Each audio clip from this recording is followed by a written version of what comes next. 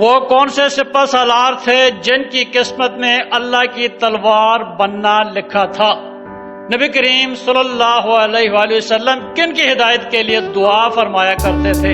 اور فتح مکہ کے بعد یہ ذمہ داری کس سپہ سالار کو دی کہ عزا کے بت کو توڑنا اور اس کے مندر کو مسمار کرنا تھا؟ سب تفصیل سے سنیے گا، لیکن اگر آپ نے چینل کو سبسکرائب نہیں کیا تو چینل کو سبسکرائب کر لیں اور بیل آئیکن کو پریس کر لیں۔ سیف اللہ خالد بن ولید مکہ کے مشہور مالدار سردار ولید بن مغیرہ کے صاحبزادے تھے۔ باپ کے نقش و قدم پر چلتے ہوئے اسلام کی شدید مخالفت کی، لیکن سلیم الطبع اور بہادر انسان تھے، اس لیے حضور صلی اللہ علیہ وآلہ وسلم ان کی ہدایت کے لیے دعا فرمایا کرتے تھے۔ خالد بن ولید نے بدر واحد میں مسلمانوں کے خلاف جنگ لڑی۔ ان کا خاندان بنو مخزوم سامان حرب کا نگران ہوتا تھا اور سوار دستے کی کمان بھی انہی کے پاس تھی، اس لیے فوجی اعتبار سے بنو مخزوم بنو امیہ سے کم اہم نہ تھے۔ غزوہ احد میں مسلمانوں کو نقصان اٹھانا پڑا، اس کا سبب خالد بن ولید کا عقب سے حملہ تھا۔ جنگ خندق میں خالد بن ولید ان لوگوں میں سے تھے جو خندق کے کنارے منڈلاتے رہتے تھے، کوئی موقع ملے اور وہ مدینے میں داخل ہو کر مسلمانوں کو نقصان پہنچا سکیں۔ صلح حدیبیہ کے موقع پر وہ سوار دستہ جس نے حضور صلی اللہ علیہ وآلہ وسلم کا راستہ روکنے کی کوشش کی، اس کے سالار آپ ہی تھے، لیکن اس کے بعد اللہ تعالیٰ نے ان کے دل میں روشنی پیدا فرما دی۔ صلح حدیبیہ کے بعد نبی کریم صلی اللہ علیہ وآلہ وسلم اور ان کے صحابہ عمرے کے لیے مکہ معظمہ گئے تو خالد بن ولید اس منظر کو دیکھنے سے گریز کرتے ہوئے شہر سے نکل گئے۔ حضور صلی اللہ علیہ وآلہ وسلم نے آپ کے بھائی ولید بن ولید جو پہلے اسلام قبول کر چکے تھے سے فرمایا کہ خالد ہمارے پاس نہیں آیا، اگر وہ آتا تو ہم اس کا گرم جوشی سے استقبال کرتے۔ ولید نے مدینہ جا کر خالد کو خط لکھا جس میں انہیں حق کو پہچاننے اور اسلام کا دامن تھامنے کی دعوت دی۔ اس دعوت پر خالد بن ولید نے ٹھنڈے دل و دماغ سے سوچا اور اسلام قبول کرنے کا فیصلہ کر لیا۔ اس کے دوست عثمان بن طلحہ بھی ساتھ تھے جس کا باپ اور 4 بھائی جنگ احد میں مسلمانوں کے ہاتھوں قتل ہو چکے تھے۔ اس کے باوجود اسلام کی حقانیت سے متاثر ہو کر اسلام کے لیے عازم مدینہ ہوئے تھے۔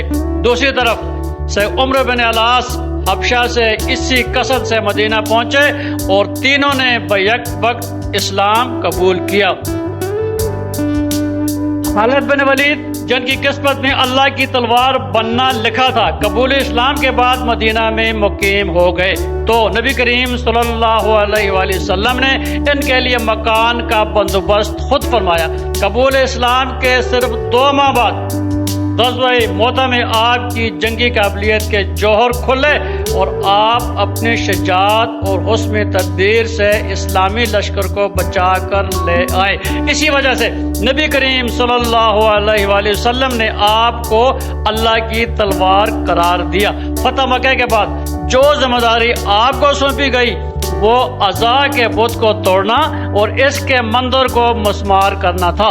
آپ نے جس شدت سے اسلام کی مخالفت کی تھی، اب اسی قوت سے کفر و شرک کو ختم کرنے پر تلے ہوئے تھے۔ اسی وجہ سے آپ کو غزوہ حنین میں ہراول دستے کا افسر مقرر کیا گیا تھا۔ آپ اس جنگ میں زخمی ہو گئے لیکن نبی کریم صلی اللہ علیہ وآلہ وسلم کی دعا سے جلد صحت یاب ہو گئے۔ غزوہ تبوک میں خالد حضور صلی اللہ علیہ وآلہ وسلم کے ہمراہ تھے۔ نصرانی سردار عقیدر بن عبد الملک کو آپ ہی نے گرفتار کر کے نبی کریم صلی اللہ علیہ وآلہ وسلم کے سامنے پیش کیا۔ خلافت راشدہ میں آپ نے اتنی مستعدی، شجاعت اور مہارت سے ایران و روم کے خلاف جہاد میں حصہ لیا کہ آپ کا کسی جنگ میں پہنچ جانا مومنین کے حوصلے بلند کرنے اور کفار کے دل توڑنے کے باعث بنتا۔ فتنہ ارتداد پر قابو پانے میں آپ کی خدمات بہت نمایاں ہیں۔ آپ نے جھوٹے نبی طلیحہ بن حویلد کو بزاخہ کے مقام پر شکست دے کر بھگا دیا، بنو تمیم کے سردار مالک بن نویرہ کو شکست دی اور سب سے بڑے دشمن اسلام مسلمہ کذاب کا خاتمہ کیا۔ آپ نے اسے یمامہ کی لڑائی میں شکست دی اور وہ وحشی بن حرب کے ہاتھوں قتل ہو گیا۔ عراق کے خلاف جنگوں کا آغاز بھی آپ ہی کے ہاتھوں سے ہوا۔ آپ نے جنگ سلاسل میں ایرانی جرنیل ہرمز کو قتل کر دیا۔ مزار کی جنگ میں ایرانی سالار کارن اور 20,000 ایرانی قتل ہوئے۔ ہیرا کی عرب ریاستیں جو ایرانیوں کے زیر اثر تھی آپ ہی کے ہاتھوں فتح ہوئی۔ اس کے بعد آپ نے انبار کا شہر فتح کیا۔ اس محاذ پر آپ کا آخری مارکہ عین التمر کی جنگ تھی، جس کے بعد آپ دومت الجندل کی طرف چلے گئے جو ایران و روم کے سنگم پر واقع تھا۔ شام کے محاذ پر دومت الجندل کے بعد فراز کی جنگ جیتی۔ بنو غسان عیسائی عربوں کی بستی بصرہ پر قبضہ کیا۔ عہد صدیقی کا آخری مارکہ اجنادین کے مقام پر ہوا، جس میں تمام اسلامی لشکر اکٹھے ہوئے۔ ان سب کی قیادت حضرت خالد بن ولید نے کی۔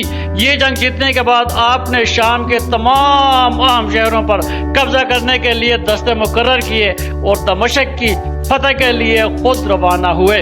عمر فاروق اعظم رضی اللہ تعالیٰ عنہ خلیفہ بنے تو انہوں نے خالد بن ولید کے بجائے ابو عبید بن جراح کو قائد لشکر مقرر کیا اور خالد ان کے نائب بنا دیے گئے۔ تاہم جنگی سکیموں کی تیاری، سوار دستے کی قیادت اور فوج کی عمومی نگرانی خالد بن ولید ہی کرتے۔ جنگ یرموک تک خالد بن ولید لشکر اسلام کی روح رواں رہے تو انہوں نے جرجر رومی کو مسلمان کر کے دشمن کی قوت توڑ دی اور اسلام کی حقانیت کا لوہا منوایا۔ جاندار سفارت سے رومی لشکر میں اضطراب پیدا کر دیا اور داد شجاعت دیتے ہوئے رومیوں کی کمر توڑ دی۔